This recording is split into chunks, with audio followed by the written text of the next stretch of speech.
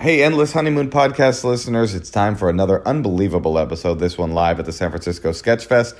And speaking of us going places, we are coming to a city near you. Go to moshecasher.com or natashalegero.com for our tour dates. Specifically, I will be at the DC Improv this very weekend, so I'd love to see everybody. And more importantly than all of that, I just dropped a brand new album. It's called Crowd Surfing, and it's a fully crowd work improv album. I'm so proud of it. Paste Magazine just called it one of the first great comedy albums of the year. And even though it's only January, I'm taking that pretty seriously. So go buy the album or listen to it wherever you get your music.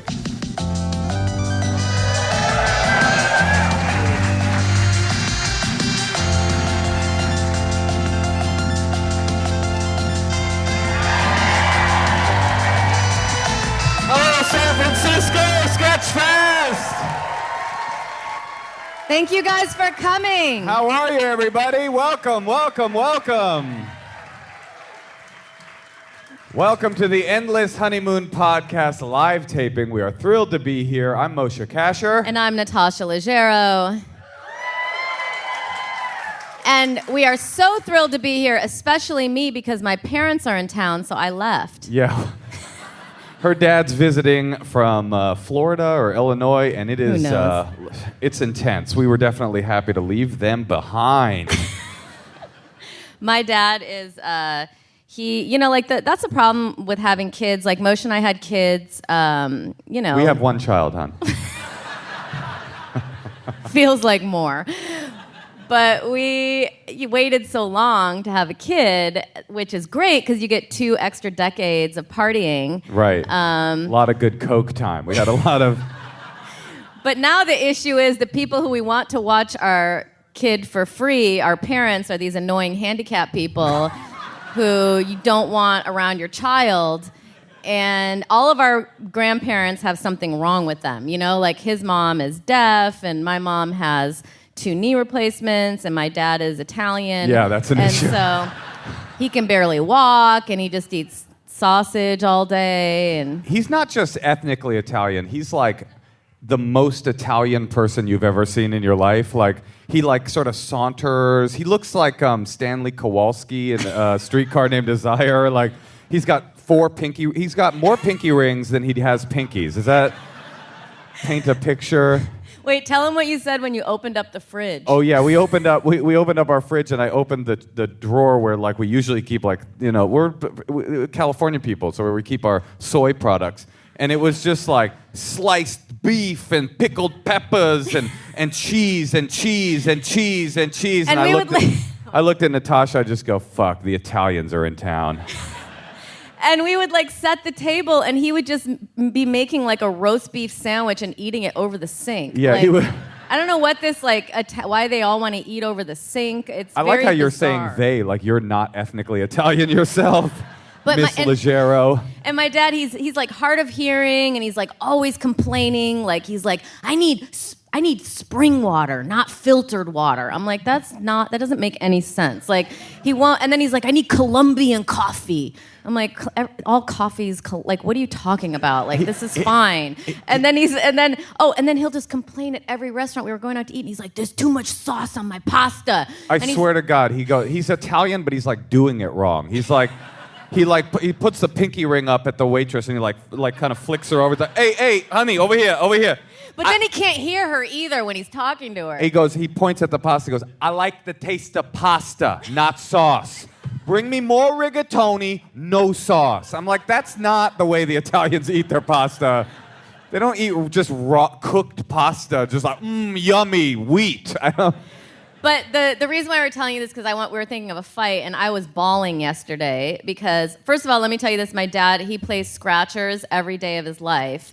And he's obsessed with the lottery. He is obsessed. He has spent probably $500 million on the lottery. $500 million? I mean, he puts all of his money into the lottery, and I feel kind of bad for him because he's on a fixed income. And I asked him one day, I said, Dad, did you ever think that maybe this is a waste of money?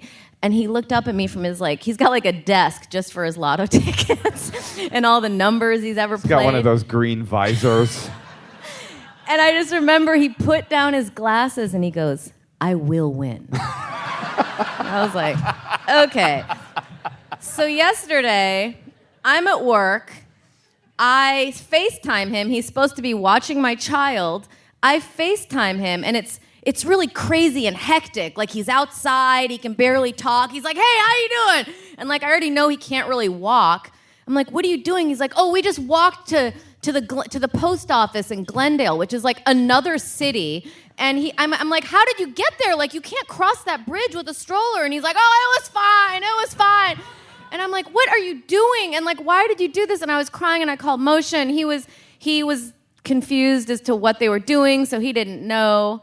I also didn't care about the situation in the way that you did.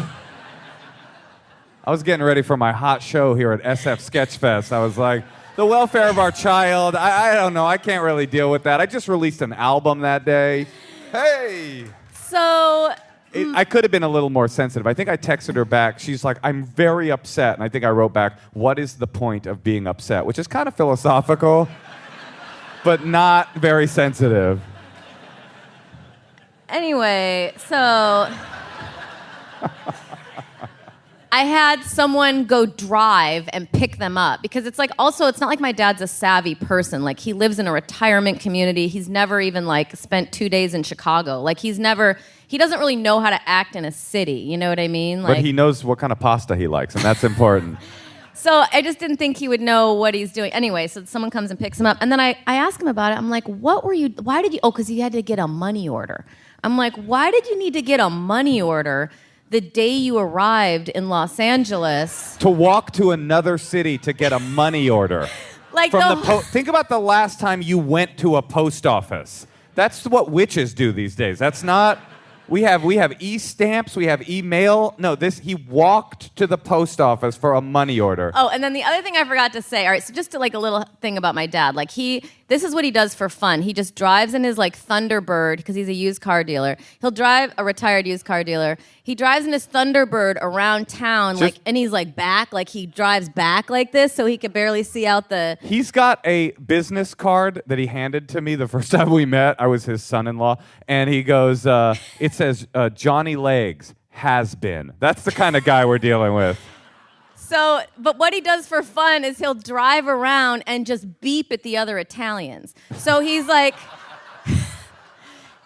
obsessed with, like, the other Italians that he knows in Rockford, and he's always name dropping them like it's like they're on the guest list at the Met Gala. You know, he's like, oh, it's John Canariata, it's Joey Giardini, it's the Irishman. You know, it's Fat Stevie.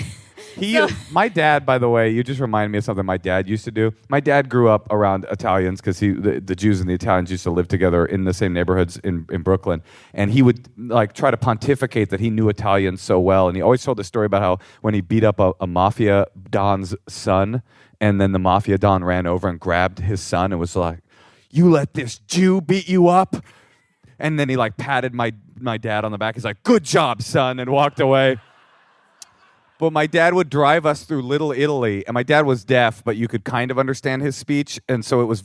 He would roll the windows down, and he would point out Italians, and he would go, "Mafia, mafia, mafia," and I'd be like, "Dad, stop it! Your speech is not that." But the thing you don't understand, Moshe, is that Italians, like, they take that as a huge compliment. Like, my dad wishes Thank you so much. So hard that he was in the mafia. So anyway, after I pressed him, I'm like, why did you take the stroller against oncoming traffic on a bridge that, like, you're not supposed to walk on without even asking me?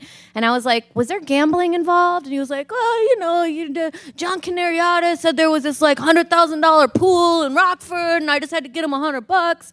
And so, like, to gamble, $100,000 jackpot was what he risked our child's life for. And that, my friends, is Natasha's dad. I mean, But your mom's not much worse, because I had to remind her recently to not give the baby Slim Fast for breakfast. His mom is, like, always on a diet, and I'm like, one morning she was watching the kid. I was like, did you feed her? She's like, yeah, just one of these. I'm like, no, like, that's, like, not for babies. My mom is sweet, but she gets things a little bit wrong. She's not savvy. I wouldn't say that she's savvy. And don't worry, she's not going to hear this podcast, but because she's also deaf. But she she yesterday, she texted me, like, she's got a lot of like electronic accessories, but she's not really technologically savvy. Like, because she's deaf, she has like lots of, she has that kind of look of straight out of an ex officio catalog, like she always looks like a European tourist or whatever. Like, She wears a minimum of 4 fanny packs. yeah. Like she has them around her neck. She's got multiple iPads for different situations, but when it comes to social media and stuff, she's not super savvy. But yesterday I went to her when I announced my album. I just released an all crowd work album called Crowd Surfing on Friday. Everybody should get it. Everybody listening, everybody here. I announced it on Twitter, and all of a sudden, my mom, who I did not know was on Twitter, pops up in my feed, and it just says "cool," which I thought I was like, okay. I was like, okay, Mom. And then I went to her Twitter account. I was like, I didn't know my mom had a Twitter account. One tweet ever, a retweet of my interview with the rapper Action Bronson. I guess my deaf mom likes Action Bronson. You don't think, do we not have time for this? Oh, yeah. Maybe just show them really quickly the thing that she texted you. Well, she texted me the other day yesterday. She said, I just want to read this to you because it really made me laugh. She texted me this Hollywood biography website that has done, I guess, a biography of me. And she said, hey, the website said that you're 5'1". They are wrong. And I was like, I ignored it, and then she texted later that day, I wrote the website and told them I am your mother and that you are 5'11", not 5'1". Should I keep going? I mean, there's a lot to this. You think we should bring out our guest? I think we should bring out our guest. All right, you guys aren't going to get to hear the rest of this wonderful website, yeah, why don't we bring out our guest? This is an exciting couple of people we have here. Collectively from Burning Love, from Veep, from Another Period. Most from importantly, Wet Hot American Summer. So yes? Please give it up for Matt and Morgan Walsh.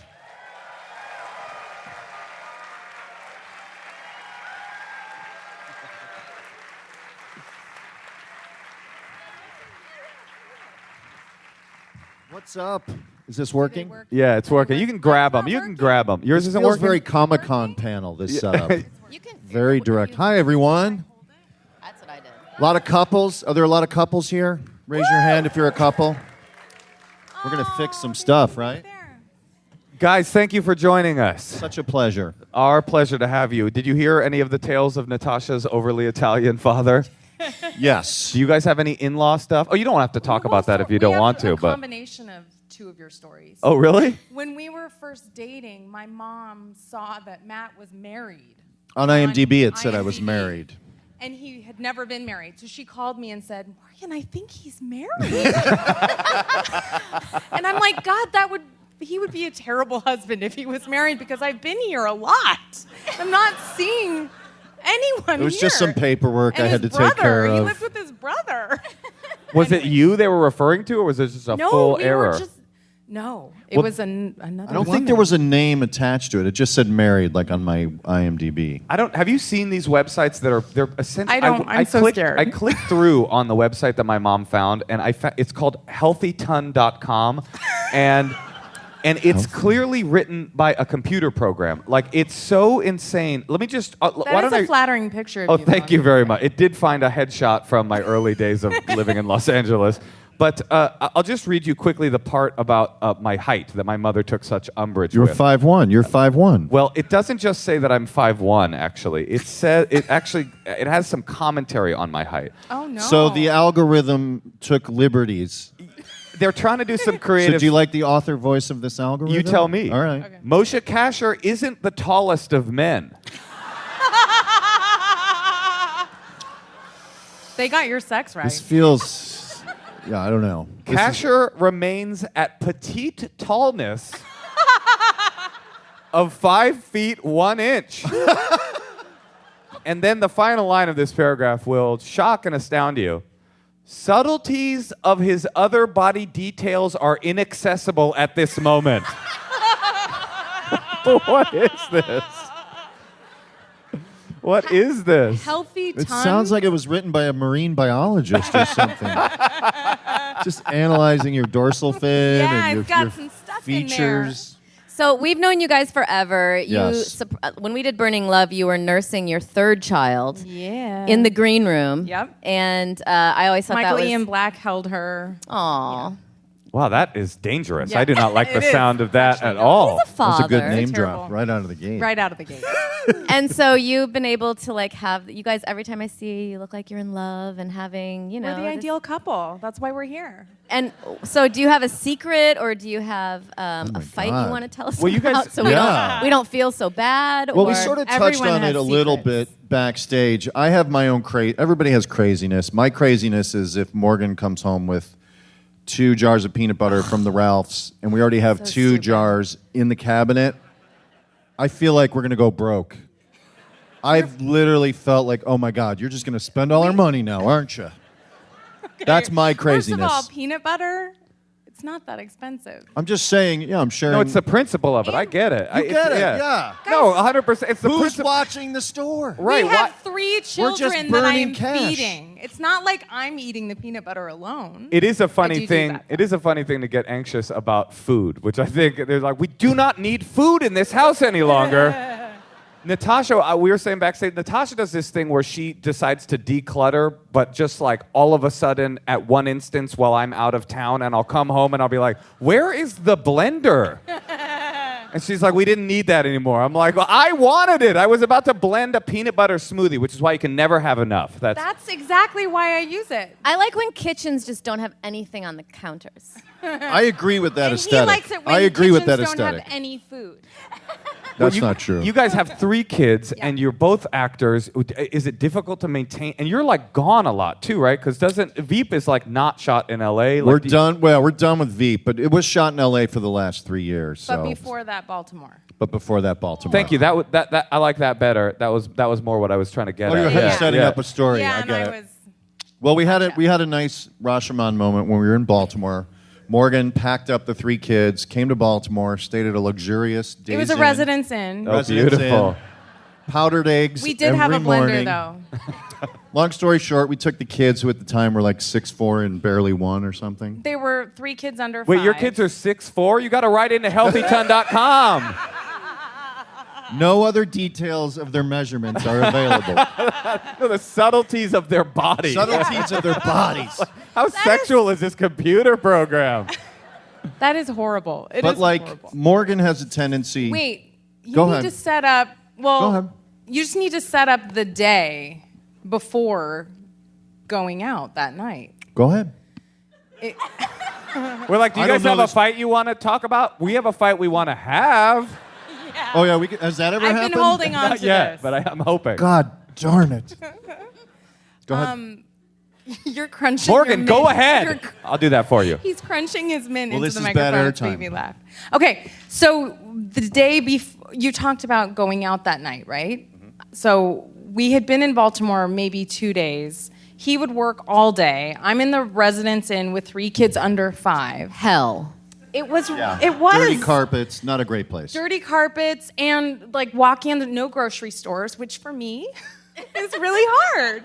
You like to buy peanut butter, it's comforting. Yeah. I wonder in what whatever Baltimore city I'm peanut in. butter is all about. Yeah, it was just a hard day getting around town.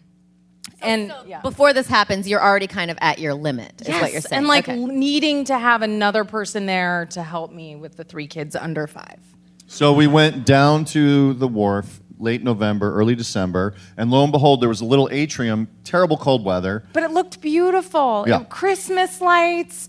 You And know, they're oh yeah, inside this it. is just before Christmas. Inside it, there was a Santa. So we said that we do every year, do a mandatory photo with the kids. So we line them up, and we I were just so happy. I just need to emphasize, like, I was so happy to see this like to see yeah. this thing at the end of the street all Kids lit do up. love, they have this innate love of Santa. Like, we have a little Jew child, and we were taking her on the train during the holidays, and she looked up at this big old blown up Santa Claus, and she's like, what that? Yeah. And I was like, it's our Uncle Morty, I swear to God. I'm trying not to let her know. So you guys were walking towards Good luck the with Santa? that. Good Yeah. luck hiding Santa. No, well, I'm going to train her to be a little Gentile assassin where she walks into a public schoolroom and it's just like, there is no Santa. Let's get this party started. You're going to have some mad parents when that happens.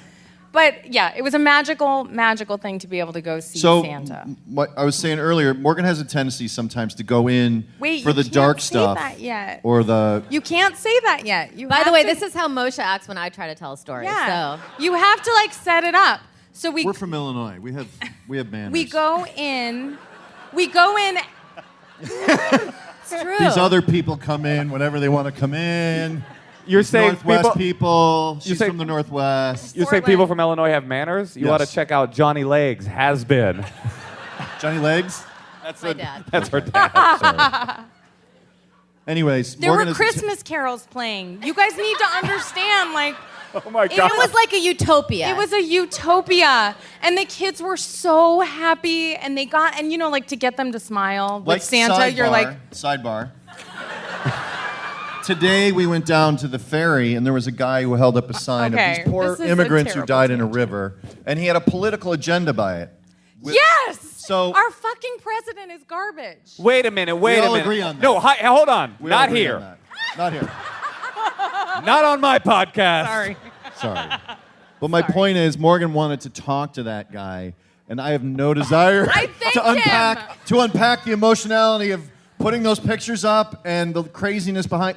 It's a great cause. Don't get me wrong. No, But anyways, Matt, I'm on your Okay, side. I am so- on your side. So she has a tendency to go in for those moments, is my point. So Sure. cut to I'm us an doing a open wonderful person. Santa. And this Santa was really happy. We were the only ones there. It was heated, so it was nice to be indoors. He true. gave the kids There so was much hot time. He gave them cocoa. like 20 minutes of Santa time because there was no one else. 20 minutes. Yeah. We were the But only he was ones good. there. He was good. He But- gave them like coloring books and he talked. And then You need to also say we were the only ones there, which does not happen very often. This and is maybe very. now Well, we I know guess why. that's what it's like at a Santa display in Baltimore. I guess Yeah. so. It's just like he just puts you on. They're like, we got plenty of time. Have you seen The Wire? It's a really Yeah. gritty deconstruction of what we got going I on don't think here. it might have been day one. Maybe word didn't get out, but Sure. it was pretty vacant. So anyways. And we got the picture. I also want to tell the part of the story where like the kids smiled. We got the picture. Oh, you got your perfect Christmas pick. Yes, it was a the miracle. It was a inescapable Christmas photo, miracle. the Gentile photo. It's Sure, hard to sure, get. sure. And just as they We do a big pile of golden coins, and then they just. Happy Hanukkah. cash Kids money. elbowing each other, trying to find the Afikoman. Compete! It's a zero-sum game reality. Anyways, my point is, we had a lovely time, and then Santa said, "Oh, I have kids. Wait. I have." Let me just Oh my God, this is amazing.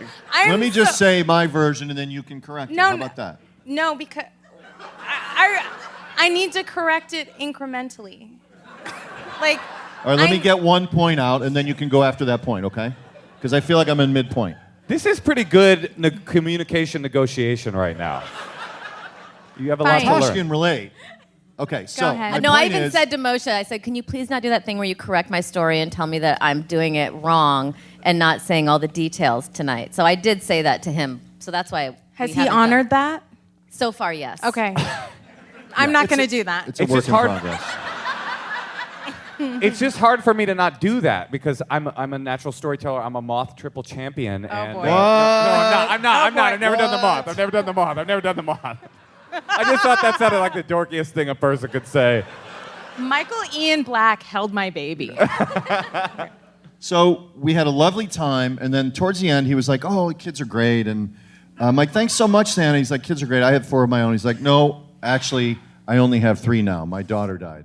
Oh, And this is through a cottony beard and beautiful blue eyes and a red cap and a big belly. So- and like, what is happening? And I'm like, okay, let's go pay. ho, ho, ho, ho, ho. Yeah. So I said something like, sorry, or whatever. Maybe I He didn't say needed anything. us in that moment. So I went and got the kids and kind of went to go pay. And then Morgan goes back to Santa and asks him, what do you think she asked him? What happened to your missing daughter? Oh my God. She asked Santa the worst question in the world. You don't go back in for that question. You get out of there. I you would- leave. If somebody's holding a picture of dead children, I don't want to unpack that.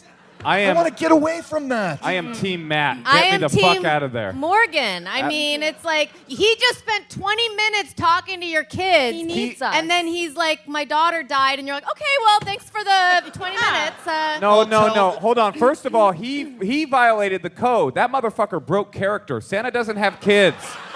Yeah. He has elves, and if he wanted to speak in allegory, fair. he could have. I lost an elf this year, winking at you, crying through the other. I'm into that. He did try to direct it to the adults, but I do suspect my oldest kid might have heard it. They 100% heard it. Yeah.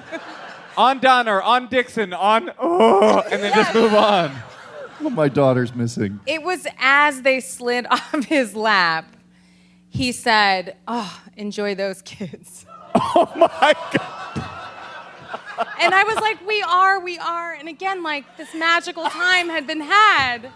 And I was riding a high. But literally, I'm dragging her. Let's just pay and go. But And then she went he back. said, my daughter, and it got so much worse from there. Yeah. What did he say? What did he say? He said, when I went back in, of course I had to go back in. What did he say? He said she died of a drug overdose. In a red suit. In full Santa. Full cotton beard. Beautiful, glowing, And happy then- eyes. Wait, And hold then- on. I have to think about what's happening here. This is the guy that took the job to be Santa Claus. He's like, yes, put children on my lap. I should be fine. The first family that arrives. He's like, well, they don't last long, just so you know. Or maybe word got around and no one's Where are coming. the elves? I Where are thought. the elves? They should be knocking this story out of his mouth. Like, hey, Santa, stop it. I like what Natasha said. Maybe that's why there were no other families Yes. there. All the families in Baltimore were like, do not go to that Santa. Don't go to the wharf, Santa. Maybe word got out. Yeah. But there was also There was another level. There was another level. There was some details, like they think He said it was her foul husband, play. Foul play. And that her husband Her did husband it. might have been involved in her disappearance. Yeah. And Santa is telling you this the Yes. whole time. And Matt's again trying to leave, and I'm looking for details. Like I want to every know. one of these details, I'm like, that's plenty. That's plenty. Each one's We good already enough have for a a great story. podcast. Yeah, we already have a story. He's like, I like the idea that Santa's like, yeah, her husband might have been involved. Actually, I've made a list, and I can show you Yeah. right here. Naughty boy. I just want a 8x10 and maybe a keychain with my kids on it. So yes, that's a difference. That is there? Does it go darker or no? That was pretty much Okay, it. all right. I would like to see this picture. You know what would have been tried to funny? find it. It would have been funny if you had taken the picture with the two of you on his lap directly after he told you that story.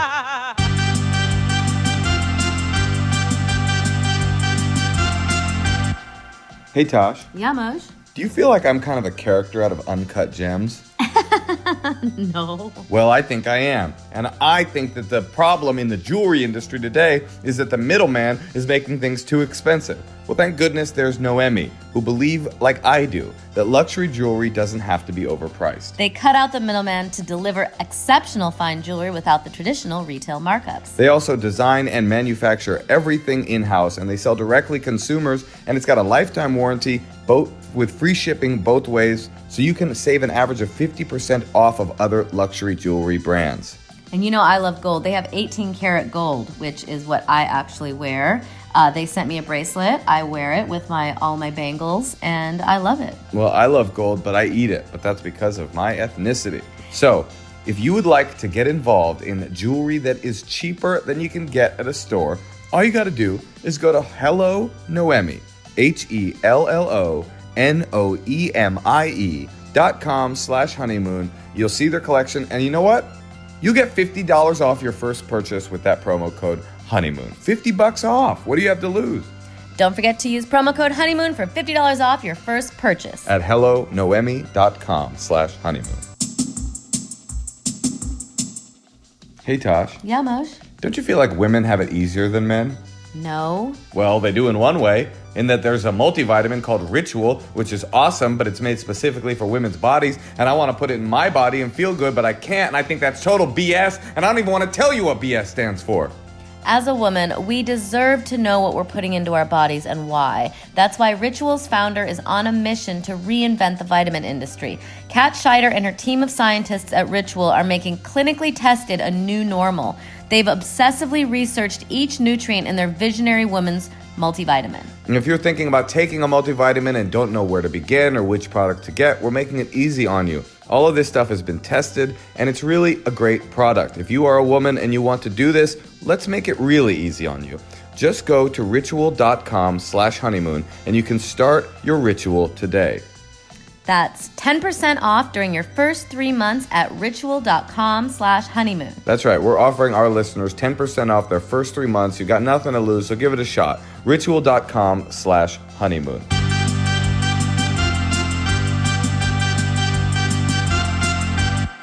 Matt and Morgan Walsh, ladies and gentlemen, here they are. They're joining us to dole out relationship advice, as we always do on this podcast, and I think maybe it's time for us to bring out our first couple. What do you think, Tosh? Yeah, let's bring them out. We don't know any more than you do. What's that? Oh yeah, we don't know anything about these I didn't want to people, cut right? you off during your story. Well, Moshe says that I don't understand how to tell a story, but No, I I just don't like say to that ever. get- I never say that. I like to get to the punchline and then, move forward to another punchline. Yeah, the and classic way you write a book is you write the last page and then jump around we're through not the narrative. writing a book, Moshe. We are on a quick. I'm joke not a fan of podcast. mansplaining, just so you know. Well, I mean, listen. I'll tell you. Don't even know what that is. You don't even know what mansplaining is. Anyway. Yes, I do. It's when a man thinks that he. Are you trying to set me up for? She's trying to set me up for a joke for my act, and I just could. Anyway, it doesn't matter, guys. This is our dynamic. You saw their dynamic. Let's see a new dynamic. What do you think? Woo! Joining us on stage now, we know as much about them as you do. Help us welcome our first couple of the afternoon, Jeremiah and Jess, as they make their way to the stage. Should we let them sit in the middle of us and you guys? Okay. We're out. Here they are. kinda- Keep it going for Jeremiah and Jess as they come up here. And you can ask them any questions. Hello, Jeremiah and Jess are making their way down to they are a tall and handsome couple. The two of them, just so if you're listening at home, they're both tall and they are both attractive.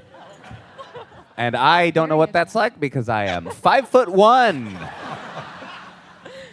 So what's up with you guys? Jeremiah, tell Jess. us why you wanted to be on stage with all of us. Oh, you guys today. are married, yes? We are married, yeah. How long have you been Can married? you guys hear me? 3 years? 3 years. Ish. And- And I've also trained him not to correct me when I fuck up stories. You don't train a man. You train. Yeah, you do. Oh, yeah. You must love that mic, Morgan. Morgan, You don't. like, turn my mic way up. Did you propose? Is that how it went down? I did propose. And how yes. did you do it? How'd you do it? Very nervously. Yeah? Yeah. Are you Jewish? No. You seem it. No. Thank you. He could be. We went to Israel together recently, and Oh, you everybody guys- was like, "Oh, he's the Jew, right?" Jeremiah. Okay, it's me. Jeremiah's not interesting. Okay, what'd you do though? What was this? What was the? Oh, the proposal? Yeah, tell us about it. It was just in Boston Commons. We're just moved here from Boston about 6 months ago, and I was thinking there would be this big surprise, and I guess I was acting so nervous the entire time that by the time it actually happened, she knew exactly what was going on. Well, also You did enough She was fumbling. yeah. You're also much 7 further feet ahead tall, of me. So by the time you got down on one knee, she's like, "This has been an hour already. I know what's happening." Okay, so you've been married for 3 years, no kids. No kids. And so, what is your issue? Our issue is, my issue is, I feel like Jeremiah cares more about anybody in the world liking him than me liking him. AKA, he cares more about if an Uber driver or Lyft driver likes him than if I like him. Always. Yeah, I have this this undue anxiety about having Uber or Lyft drivers wait for us.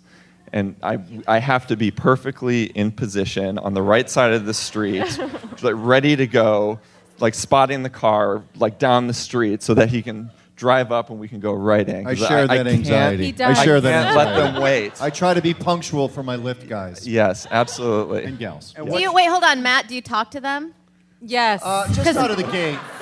No, just out of the gate. I No. create a bond and then I go to my phone usually.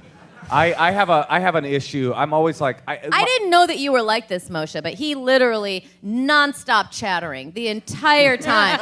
We're at dinner, he's on his phone the whole time, but in the lift, he's like, where'd you go to school? What's that city like? How long you been doing this, dude? Cool car. Why? Well, they're just such good storytellers. I appreciate the art. No, I honestly think the reason I'm so chatty with Lyft drivers is that I feel socially awkward about the power dynamic of sitting in the back of somebody's car, just being like, on garçon or whatever. Exactly. So I'm just like, I'm like you. I'm in the back over here. How's it going up there? Okay. There's something of... The one thing you don't want to do, by the way, is ever tell a Lyft driver you're in comedy. That's like I did that once on the way back from LA, and the guy was like, comedy? I love comedy. And he was turning around and playing me his favorite Spotify tracks from Ralphie May's discography the whole time. You know Ralphie? Yeah, and he was like, rest in peace, Ralphie May. So, and what about you? Where are you at this whole time when he's in the Uber? Are you late or what? Well, I would love to be late for Ubers. I can't be late for Ubers because of him. Ideally, I would be. But the whole time we're in the Uber, I'm just like spacing out while he's chatting to the Uber driver. And just now on our way here, Jeremiah's chatting the whole time with the Uber driver. And I'm just like looking at the architecture. And then they gang up on me. About what? Wait, the Uber driver and your husband gang up on you? Mm-hmm. This is not good. What was the subject matter that they were sort of ganging? Earlier in the day, I had been like volunteering and planting some trees, and then all of a sudden Jeremiah pops up out of nowhere. And then later today, I was like, "So how'd you find me? Are you like tracking my location?" Wait, and you he's popped up in a forest, Jeremiah? I do that occasionally. Were you visiting your relatives, the other trees, or what? He's a tall guy. He's a tall fella. I guess that's what I'm saying.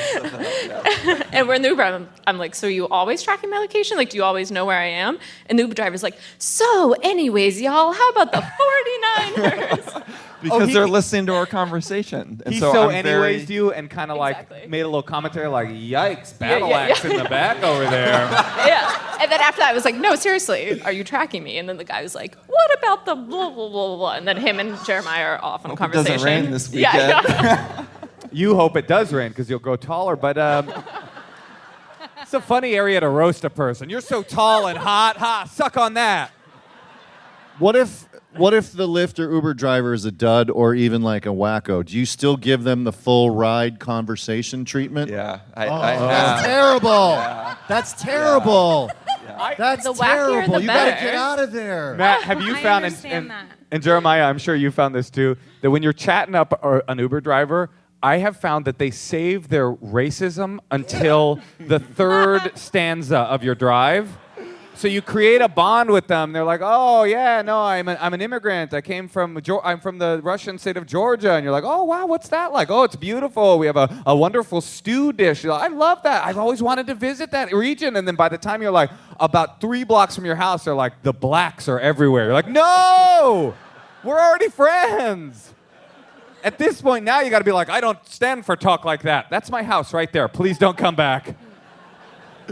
I think what gets me into trouble is I'm in the medical field, so I'm often wearing scrubs when I get in and out of the Uber. And so very quickly it gets into very personal and intense medical questioning about a recent relative or some theory that they read about stem cells online and are looking for my opinion as I'm trying to have a little bit of sleep on my ride home. You're like, "I'm an orderly, dude. I don't know."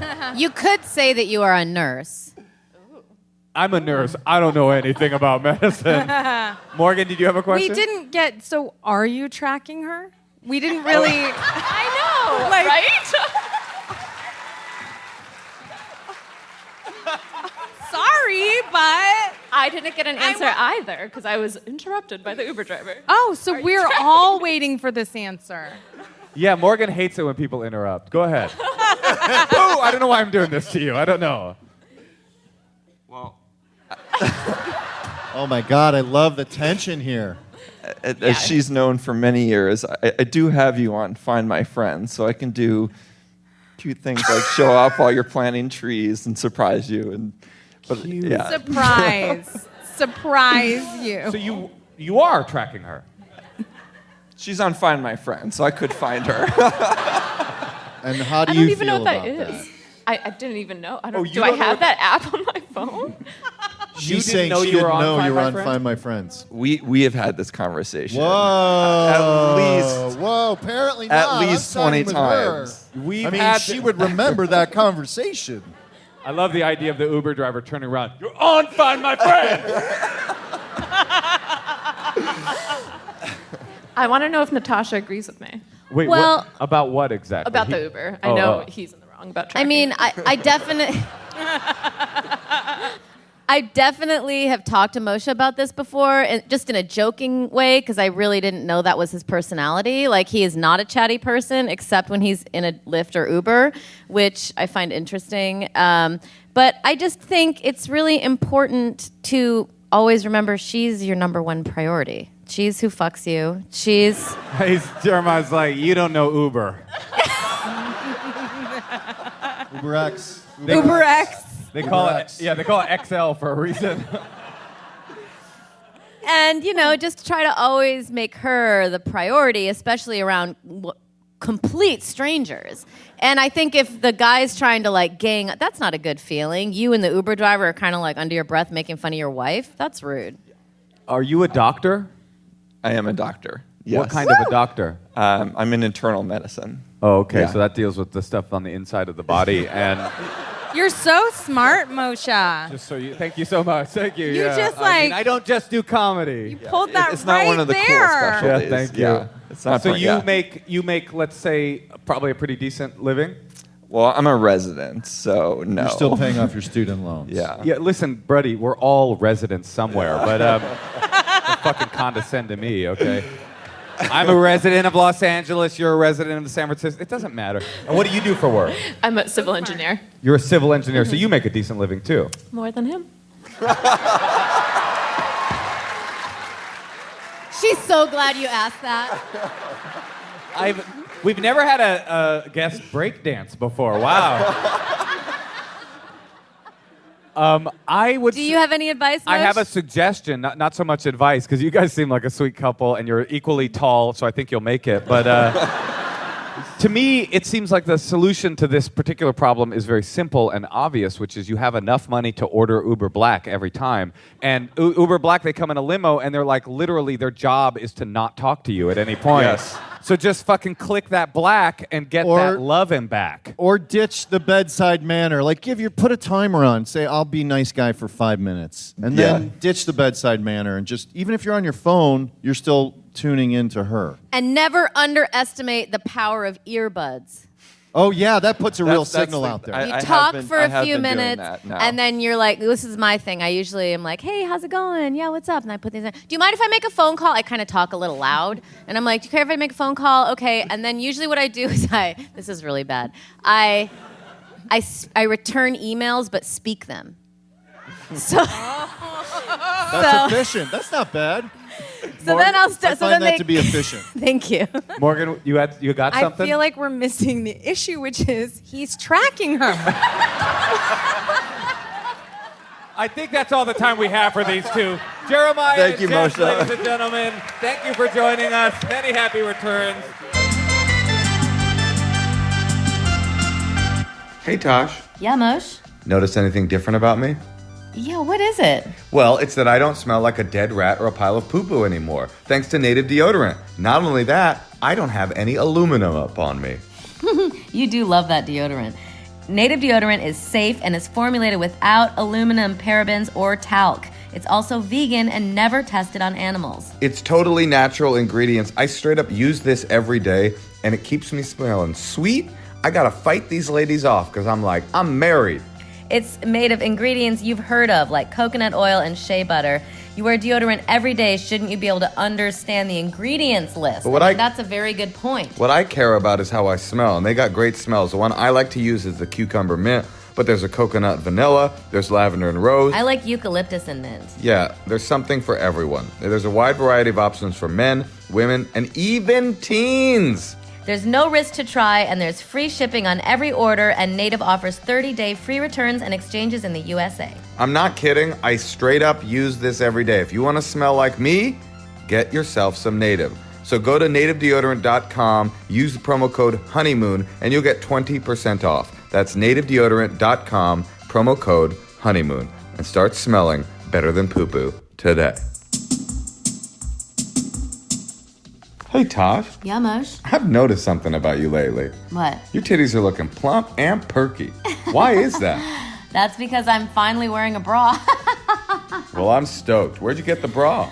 I usually don't wear bras, but I took the quiz online for Third Love, and I found out my actual bra size, and now I've been wearing a bra, and I'm actually getting a lot of compliments from you. Yeah, I'm like, titties looking nice looking titties, everything looking good, them chest lumps looking nice. Everything is going really well in our relationship, and it's all thanks to Third Love. All you got to do is go to their website, you fill out a little quiz, and they'll tell you exactly what your size is. They've got half sizes, they got all kinds of cool Over sizes. 80 sizes. Yeah, so you think it's just triple D, triple, quadruple D? No, you might be a quintuple D. You might be a quintuple D and a half. Get yourself a bra. It's the most comfortable bra you'll own, for sure.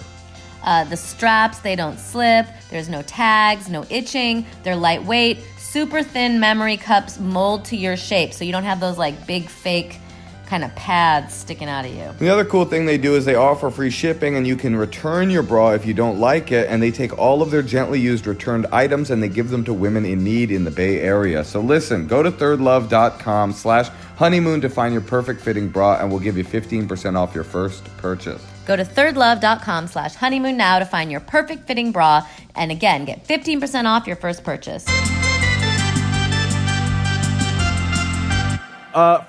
We're now going to play a section of our podcast that is my favorite section, which is some of the secrets from our Secrets Hotline. And some people like it, literally 4. And so we'll just play some audio clips and we'll have some fun. Let's hear our first secret. Okay, so many years ago, I was dating this guy, but we were like friends, and he was like married, but we were still like fooling around, and he didn't want to like get serious. So I read this thing online about how, like, you could put a curse on someone and make them love you by freezing their hair. And so I, like, took his hair and I put it in my freezer. And I was, like, this dumb, like, 27-year-old. And so we've been married for 10 years at this point, and it totally worked. And that's my secret, and I'm telling him right now. Oh, my God. There were so She's a many strega. levels to what was just said to us. That was crazy. She's married now for 10 years. Did I hear that? She cut off a lock of this man's hair, froze it because she heard on probably heavyton.com that if you freeze your lover's hair, you'll capture them. And she did, and they've been married for 10 years. But wait, he was married. Again, we're missing the important issues. Like, was That's it you? a good point. Were you? I'm married. I have 2 wives. Yeah, IMDb is directly That's tied why I into have the, no hair. It's the all in the online freezer. witchcraft community. I mean, spells don't work, right? We can agree with that. I mean, I do we don't know know. that? I think it's safe to say that magic isn't real. No, they're married now, But right? maybe they were supposed to get married. I mean, maybe they just got married and she did that. What a way to take the wonder out of that call. I mean, that was such a beautiful story of adultery and love. I can't believe you would strip it of its fundamental beauty. Well, I guess it's superstition. It's almost like I could see that being sweet and not stalkery.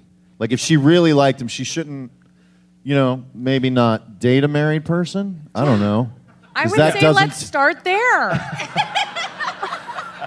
Let's play another secret. Hi, Mr. and Mrs. Casher. I'm calling to tell a secret.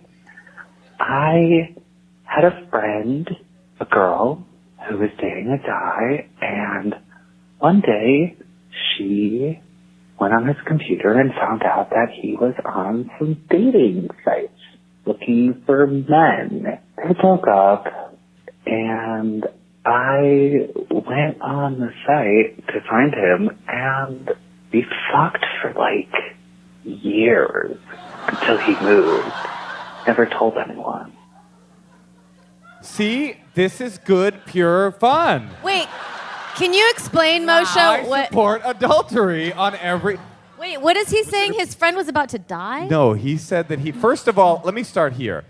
Okay, he said... Please get to the important issue, though. He said that he had a girlfriend, and she was getting married to a man and she confided in him that she caught her husband to be on dating sites looking for men to have sex with. So he immediately logged on, made a profile, and started fucking her husband for years, he said. Now, what was interesting about that to me was that that is a pretty, I would say, out there he's queer and he's also, I would say, evil and but he started the call with Mr. and Mrs. Kasher. Yeah. He's a traditionalist. He rejects the idea that you kept your last name. He's like, not in my America. My America, you fuck somebody's husband. It's a sign of respect. Taking his name, you should respect your husband. Absolutely. That's right. You respect the institution of marriage. Take the last name while I fuck your husband. That was fucked up. Yeah. Wait, I heard it that he realized that it was someone he had already been sleeping with. No. No? She made him aware that he was out there trolling gay websites, so he's like, I'll find him. He got horny, logged in, and started fucking that man to this day. It's a testament to how strong some marriages can be. It really is. Thank you, honey. There's room for everything. Yeah. That woman, by the way, has just a freezer full of hair. There is so much hair in there. All right, let's play another. Hi. Okay, so here's my secret. A long time ago, I was helping a friend of mine clean out this dead guy's house. And before I left, my husband asked me if I found any porn or anything kinky to bring it home. Well, so I found a penis pump. And I brought it home, and we ran it through the dishwasher so that it could be sanitary. Well, so it's basically a big long tube with a pump on the end of it. And it's got a hole drilled in it so that you can release if you have too much suction. You can put your thumb over it and then release it. Well, he thought it'd be a good idea to tape up that hole. And so he's pumping away on his dick, and it, drawing all the blood into his dick. And then his balls get sucked up into the tube, and he starts screaming and flailing and jumping up and down because he's taped the release valve up, and he's calling for my help, and I can't help him because I'm laughing too hard. And I finally gets him off, and then he's like, okay. And then he does it again. He sucks his balls up in the tube 2 different times. And that's my secret. Okay, bye. Wait, why do they have to be cleaning out a dead guy's house? That's how you tell a story. You start with some establishing details and then you get to the punchline. By the way, I didn't know that penis pumps had carbs. That's amazing. It's like a bong. It's almost like a safety valve, obviously. Wow. And his how tiny are that guy's balls? That's they sucked in. Again, a lot of other issues happening there. Yeah. Wait, is a penis pump for pleasure? I don't understand it. Sounds like it simulates fellatio is what I'm guessing. And why do you have to borrow one? Like, I agree. Amazon, you could get that in a day. Sure. But it doesn't have all that dead guy spirits around it. Maybe he's nostalgic for the 1950s model. But no, a penis pump I've heard only from comedic research. A penis pump is not for sexual pleasure. I think it's to make your penis bigger. Which to me is like, it's only a guy, it's just like a guy to be like, pump, pump, pump, I think I'll try that again. That made it really big. Can I ask why did the taping of the hole come into play? I guess it was, I think it was like a carb on it sounded like it was a carb on a bong. Oh, okay. And then if you got in trouble, like your balls got sucked into it, which I guess is Which happened. occupational hazard. She put it in the dishwasher to clean it. Like, everything is just really terrible. That's not crazy to me. My man. I think like rubber in the dishwasher or latex in the dishwasher is a sensible move. But what if there was something on it and then you're cleaning your dishes in and then it? it's I don't just know. in there going You run around an and extra cycle would be my guess. So you wash the dick To pump sanitize. and then you run it empty once. Then I think you're fine. I'm if gonna get a anybody's job. taking notes. I'm going to get a job someday when I become an old man. I'm going to get a job at the local mall as a Santa. And the first family that comes in, I'm going to say, I had a penis bump and my balls got sucked into it.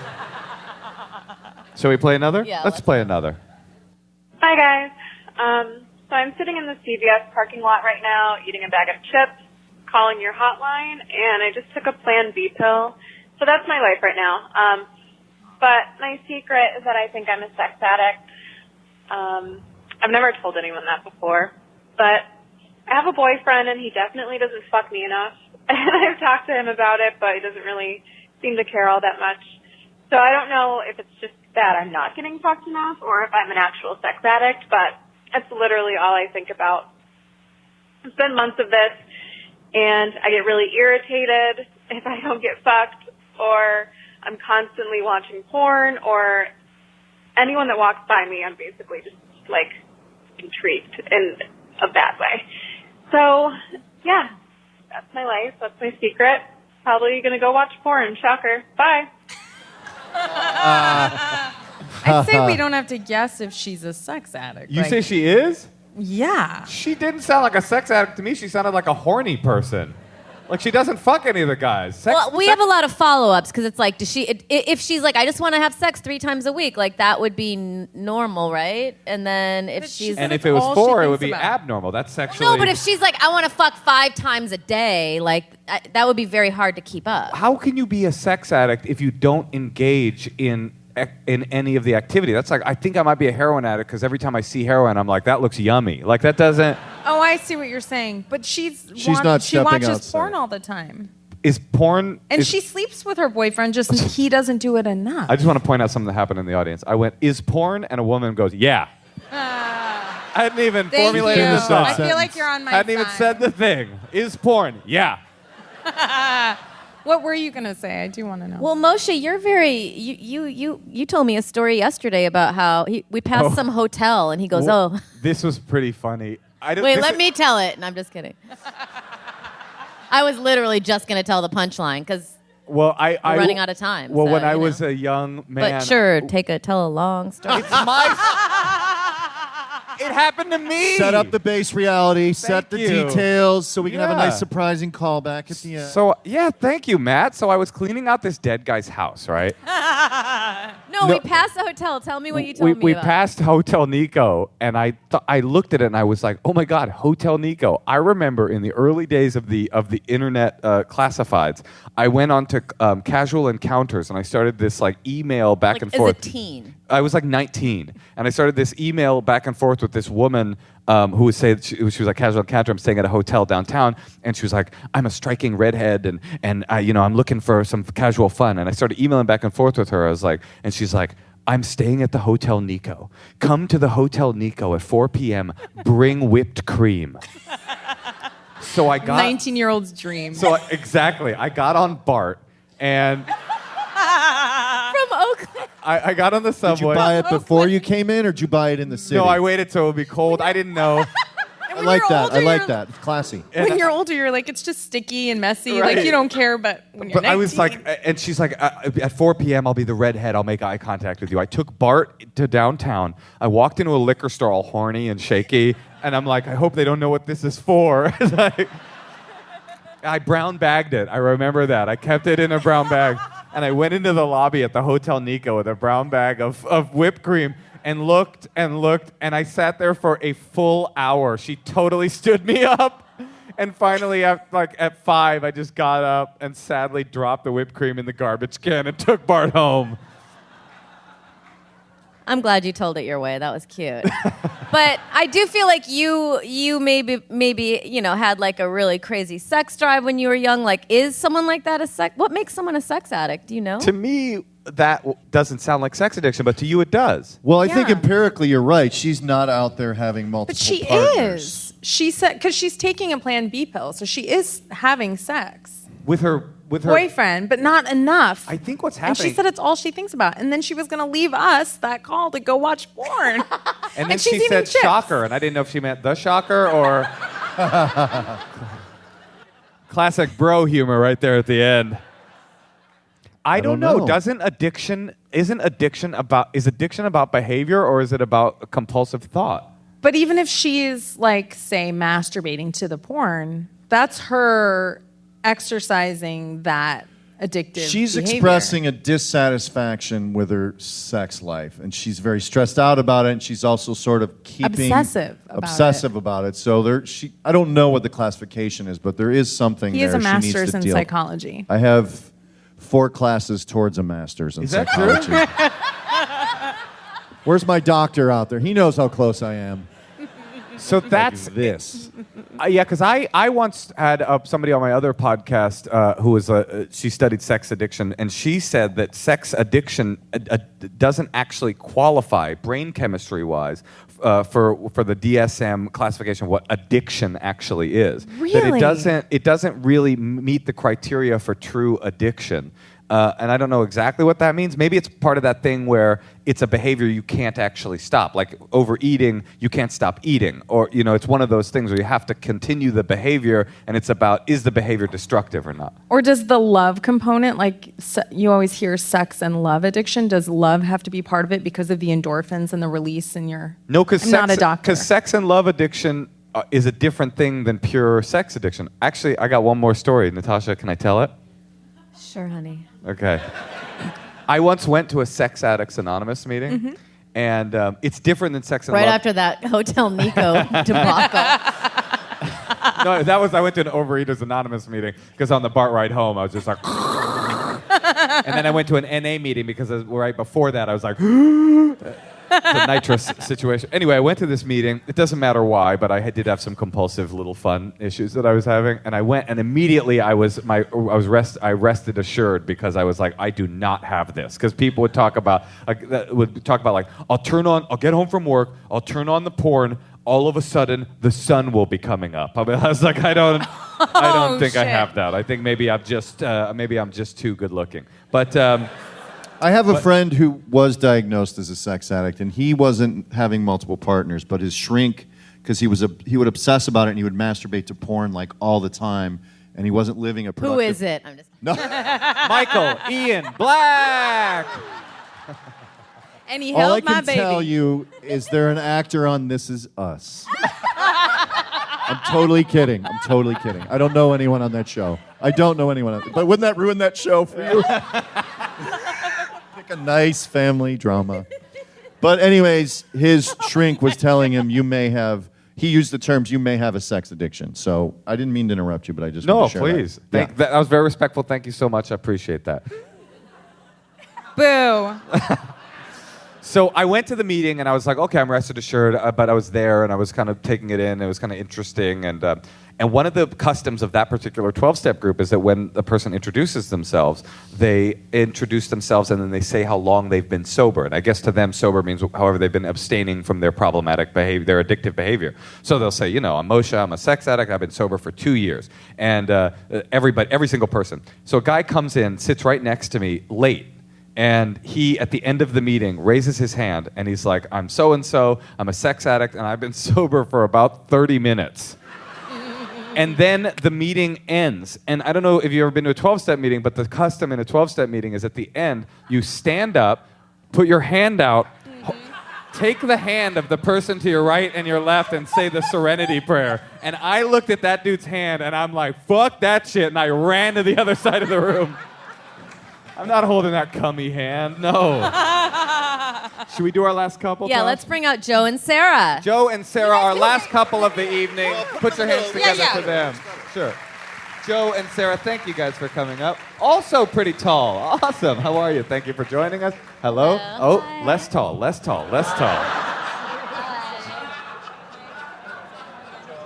Yes.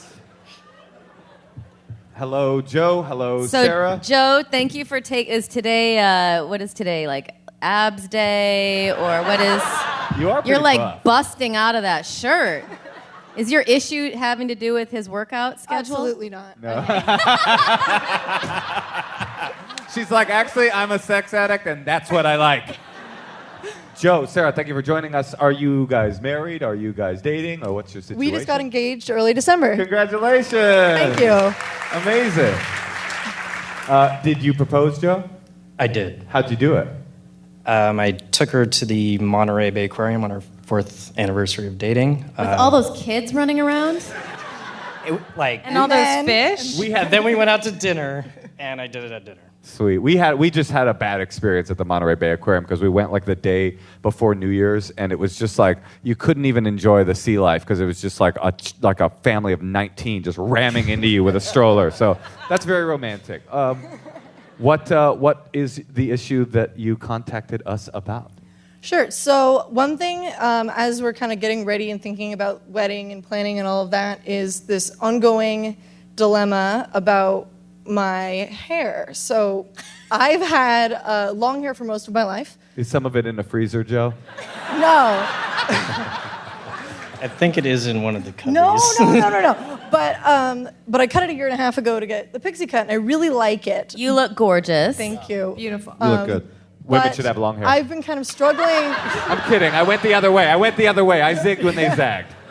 One thing that's been Can't really teach tough that. for me Can't is teach that. I can't really imagine myself in like a wedding dress with short hair, and I think part of that Is this seriously your problem? society, and part of it is my mom, because every time she looks at me, she gives me this like, it's Where such she's a like- shame. She's sighing at the hair that is no longer there. Literally, she put up a picture from a magazine that kind of looked like me that had long hair. So I'm kind of, Wait, she put up a picture of a model that isn't you that kind of looked like you with long hair? that is correct. Okay, so I know what you should do. Don't invite your mom to the wedding. It's obvious. Yeah. So like, Joe's really supportive either way, though I do think you like the short hair. And Very much so. You prefer it, Joe? I do. Okay. Yeah, and I just That's what don't counts really to know how me. That's what manage all counts the to me. different expectations. and Is this what I want. affecting the date of the wedding? Are you considering growing your hair out and then you have to wait? My or- options are have bad hair for like 20 months. Hey. Oh, okay. Well, if I got decide it. to grow it out, Got it. commit to a pixie and get a haircut, which I'm overdue for, or get a wig or something, and It's I'm just like Definitely I say the wig. commit to It's the that wig is the Love a obvious wig. choice. You gotta get married in a love the wig. wig. Everybody thinks you should get married in a wig. That's a Yes. classic, beautiful. Yes. Absolutely, yes. Yes. A Yes. perfect wig, and Yeah. spend some money on Yeah, it. yeah. You're only going to get married once. And right And then you after. give that wig to your daughter when she gets married. And it's a family heirloom, and it's gorgeous. put it up on the mantle and be like, oh. Absolutely. And right after you guys kiss and you're man and wife, you just look at your mom, you take the wig off and throw it in her fucking face. This is an interesting issue because it's very obvious to me that it's a part of something deeper, which is why the fuck do you care what your mom thinks about? It's your wedding and it's your hair and you are an adult. But you've But inherited. you're feeling that way. Right. You've inherited a bit of it Yeah, a too, little haven't bit, you? yeah. You've got it in you. Yeah. Yeah. I like having my short hair, but I'm like stuck at this like. You want to idea be about the basic wedding a thing. little bit. A little bit, but like Right. I don't know. Like I want to, but I don't want to, and I just end up stressing out about it because it feels like a decision I need to make now if I want to try to grow it out or get a fancy wig or something like that. When you, without giving it any energy and pretending you're not in a room full of people, like what's your first thing? Like what do you think of right away? Like you're getting married tomorrow. Well, I mean, at that point, No, I mean like what? Yeah. Like You're getting married tomorrow, but you're also a powerful sorceress and you can make your hair any length you want it. thank you. Thank you. That's No, what I know what you're Thank saying. you. Like, how do you envision it? I envision myself with my long hair because I used to have like long hair, and then like a year and a half ago, then I cut it super short. Joe, what is your take? You're being very stoic right now. Like, what's your take He's on all this? strong What's your and stoic. Yeah, what's your reaction to this? Are you just like, are you? Natasha? What's your reaction to Joe's pecs? No, what? Wow! Oh, Joe. He just showed them moving through a sweater. Yeah, how do you react to all this? I'm with you. I think she should tell her mom to go screw. Go screw. He's a good guy. This is a family podcast, Joe. I slow really that like down. the short hair. We are not therapists, though, so we're just afraid. He has his master's almost in psychology. I mean, No, I want to hear what you think. Yeah. You're getting to something, I think.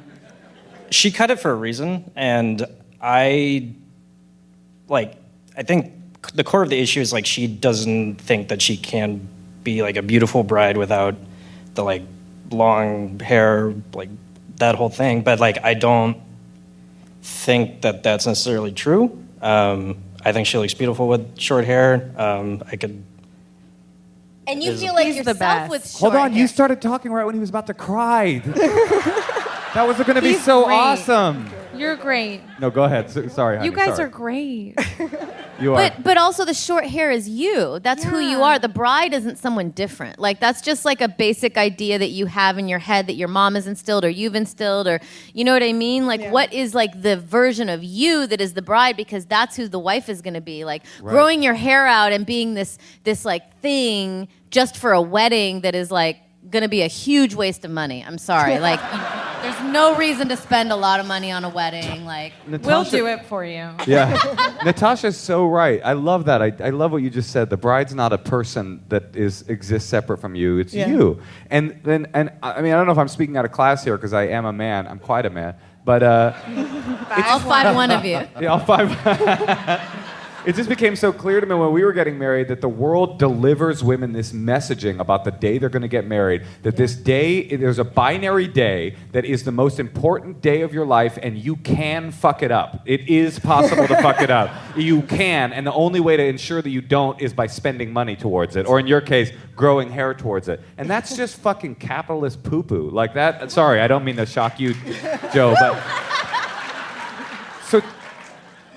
I would just say too, because you are you're merging families, and you're testifying in front of your community of friends and loved ones that this is where we're at, and we're going to need your help at times for this marriage to work. That's the tradition of that ceremony. So you do want to like bring in family, but it is you. It's that moment you guys are sharing, and he's so on board with you. He's very much seemingly in love with you. So He's great. You will not make a bad decision.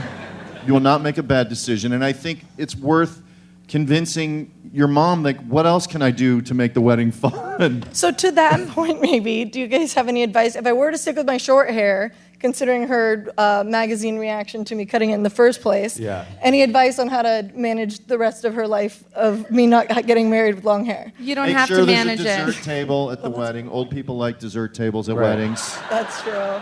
Also, you could have died of a drug overdose. Like your mom needs to put things in perspective. Yeah, like she'd have to become a Santa. Send her to Baltimore to meet a certain Santa. She'll get a little bit of a perspective on this whole long hair situation. And I was 7 months pregnant at our wedding. Right. It's like Exactly. that's a different idea, but it could not have been more beautiful because it was exactly how we are. Yeah, you guys will make that wedding. So an get pregnant, and then your extension- mom will be shocked. Or fake it for 7 months and really freak her out. Yeah. Just put a new pillow in every time you're around her. I think you should, what do you do for work, you guys? Both of you? I'm in grad school. Grad school, okay, and? I'm a software developer. So do you have a lot of money, Joe? We're okay. Okay, great. He is great. That's what I want. That's what I wanted. Because I actually have a practical about your mom. I would say never talk to her again. But a practical suggestion because you're worried. Obviously, I'm looking at you guys. I can tell you're not like super traditional people. You got the gauges, sick, and your vision of yourself as a bride is like the very much like a Zales vision. It's like, and it's like that's not you either. and it's partly to please your mother. So what I suggest, and Joe, because she's having so much insecurity about this long hair basicness thing, is that you guys forget a bridal gown, find a cool fashion designer, like a real funky, weird San Francisco fashion designer, and have her or him design you like a pantsuit, a white pantsuit, or some crazy shit that fits who you are, something off the beaten path altogether, so that you're not locked into this idea that like I should have. Where's my train? Why isn't someone holding my train? Ooh, I have an idea. With the pantsuit, what if you wore like a little white hat? I love that. Wouldn't that be with your short hair? That would look so cool. Go through some old Audrey Hepburn photos. You'll find a nice hat. Yeah. This is true. And also, it doesn't have to be white. And I always say this when these wedding things come up. Your fucking mom is not getting married. She already did that and probably fucked it up. You know what I mean? You're getting married. Who cares about her? Does that help? It does help. Thank you. Well, let's give it up for Joe you guys. and Sarah. And congratulations. Congratulations to the two of you. Congratulations. You guys are awesome. Congratulations, and thank you for coming up. Guys, we are just about out of time. I want to quickly say to those of you in the audience now, the Cobb's show tonight at 10:30, Iron Comic. With your ticket stubs tonight, you can get in free to that show if you'd like. So if you'd like to come tonight at 10:30, I'll be on there. Natasha's doing a quick set. And Matt has some shows tonight Matt as well. has some shows as well where you'll be... Plug. We're doing ASCAT at 6 o'clock and 9 o'clock, and I don't know what the venue is, but it's in the calendar. One of the founders of ASCAT. One of the founders of ASCAT. Thank you. Truly a fun one to watch do it. I've had the pleasure of being a monologist on when Matt's been there, and you're so damn funny. They're both so damn funny. Right back at both of you. You two are so funny. No, You're so funny. You're so Stop funny. it. No, you're so Stop funny. it. Matt and Morgan Walsh, ladies and gentlemen. Thank you guys Thank for you. coming out. And thank you, San Francisco. We appreciate you. Thank you for coming. Thank you very much. Get my album. Good night.